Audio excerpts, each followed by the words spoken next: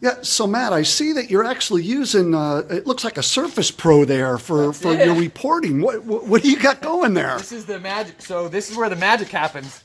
Um, so old school, we used to have clipboards, paper, and you would draw it out. And then at the end of the night, which is the part of the termite inspection no one thinks about, we actually have to type these things. Oh, okay. And so we'd have to transfer the drawing into our drawing software, and then the findings would go into our reporting software. Well, in this case, now that we've got these handy dandy tablets, we do the drawing on site, so then it speeds up our report writing, and then we will do Cliff's Notes versions of the findings in the report. So then it's just basically plug and chug is what we say. Okay. Plug in what you got, and then Okay, and finish I it see up. you've been taking pictures too. What's that all That's about? a new thing at North American.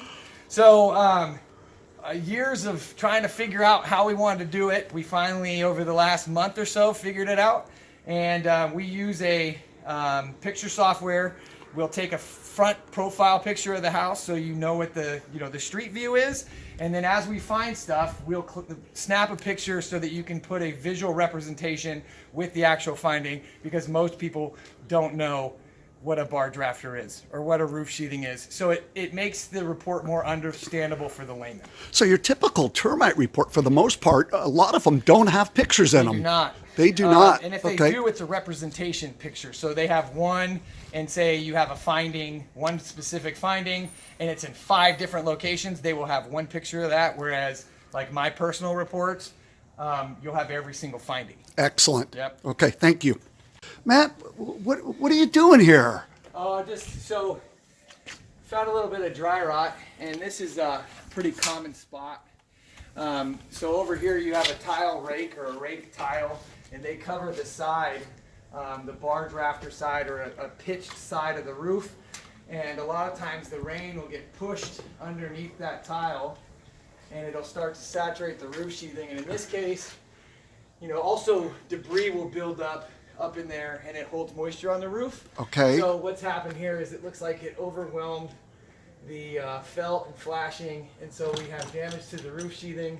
This 2x4 at the top of the wall where the bird's nest is called a bird block or a freeze blocking. Okay. And then this 2x4 coming out is the end of the rafters that make up the roof. So in this case, water has been coming down, it's taken over, it went under the tile, it beat the flashing and the felt, and it's ended up saturating this wood enough to cause fungus. So, Okay, so- and this is a pretty common spot. It is. So what's a repair for that in the termite world? What are you going to recommend, Matt? So the standard recommendation for anything involving the roof is to peel the roof back. So typically, like something with a small eave like this, we'd go 2 rows back with the tile, cut the felt open to expose the plywood, cut the plywood out. Now, because this is a multiple wood member finding, while it's opened up, they would take this 2x4 out and whole, and then we would do a splice repair, meaning we cut the fungus infected end of the rafter tail off, put a splice in, and then go over the top of that with a system. Excellent. And so typically that's like that amount of work with a tile roof is usually about a 3-hour repair. So Matt, we're over here on the side yard, and I see you're documenting something there on your software on your Surface Oh, Pro. yeah. What do you got going here? So the first thing, I draw doors on my reports. Okay. And the reason I do that is they're landmarks on a house. And a lot of times when you're going out and you're trying to make sense of where our findings are, it helps to have a door. Because if you see it to the right or the left of a door, then you're like, okay, I'm going to focus on this area. If you just see a wall and a finding drop, it's really difficult to figure out where it's at. Because we want you guys to be able to see where we found stuff. Like we're not trying to hide anything. Kind of like a blueprint, Yeah, for lack of better words. And it makes it a lot easier. Yeah, yeah. And then as far as the finding itself, this is a 1x4 kick trim or a bottom trim. It's a really common spot to have dry rot because the water gets caught on the top. Uh-huh. Now what's uncommon about it is that it's damage in the middle of a board. Typically when we find fungus damage, it's at the cut ends because the cross section Okay. or the soft section of the wood is exposed. So when we find stuff, fungus infection in the middle of a stick of wood, it's typically related to nail puncture or a knot that is protruded or hasn't stayed painted. Okay. So it's a little bit of an awkward spot. What I'd say it's probably from is people going in and it's getting wear and tear on that, so it kind of exposed that soft part of wood.